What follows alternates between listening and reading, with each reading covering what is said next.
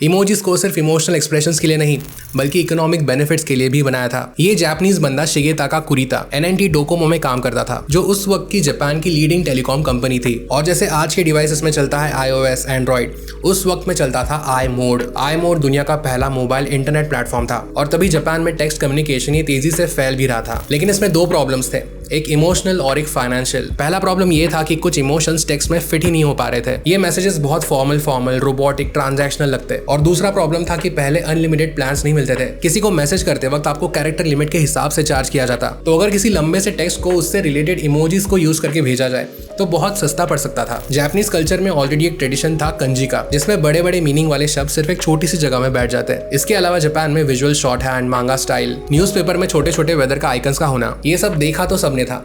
लेकिन कुरिता को इसके अंदर कुछ दिखाई दिया। कुरिता ने 176 आइकन्स 12 बाय 12 पिक्सल जितने छोटे ग्रिड पर बनाए और ये इमोजीज का सेट था सबसे पहला इमोजीज का सेट। ये इमोजीज एक्सक्लूसिवली आई मोड फोन्स में ही लॉन्च किए गए थे और जापान के बाहर इसके बारे में ज्यादा किसी को पता ही नहीं था। फिर 2008 में जब एप्पल ने जापानीज मार्केट में अपना आईफोन लॉन्च किया, तब उन्होंने उस फोन में एक इमोजी कीबोर्ड छुपा कर रखा था। ये काइंड ऑफ एक हिडन फीचर था, क्योंकि फोन तो एप्पल सारी दुनिया के लिए बना रहा था। वो नहीं चाहते थे कि नए कस्टमर्स इमोजीज के कॉन्सेप्ट के साथ कंफ्यूज हो जाए, तो उन्होंने ये इमोजी कीबोर्ड अपने फोन में तो डाला, लेकिन इसे छुपा कर रखा। लेकिन जापान के कुछ नर्डी, दिमागी, खुराफाती लोगों ने इस फीचर को अनलॉक कर दिया और इमोजीज की बाढ़ पूरी जापान में फैल गई। उसके बाद एप्पल ने फॉर्मली इसे अनाउंस किया, सिर्फ जापान में। लेकिन इंटरनेट की एज में चीजें ज्यादा देर तक छुपाई नहीं जा सकती। यूएस में फिर आया जेल ब्रेक कम्युनिटी का कहर और उन्होंने भी ये हिडन कीबोर्ड ढूंढ लिया और इमोजीज अब ग्लोबली फैलना शुरू हो गए। टर्निंग पॉइंट तब आया जब गूगल और एप्पल ने मिलकर इस इमोजीज को स्टैंडर्डाइज करने की डिमांड की और 2010 में इमोजीज को स्टैंडर्डाइज किया गया यूनिकोड के अंडर, जो कि डिजिटल लैंग्वेज की यूनिवर्सल लैंग्वेज है। और फिर सिर्फ एप्पल ही नहीं बल्कि एंड्रॉइड, विंडोज, लिनक्स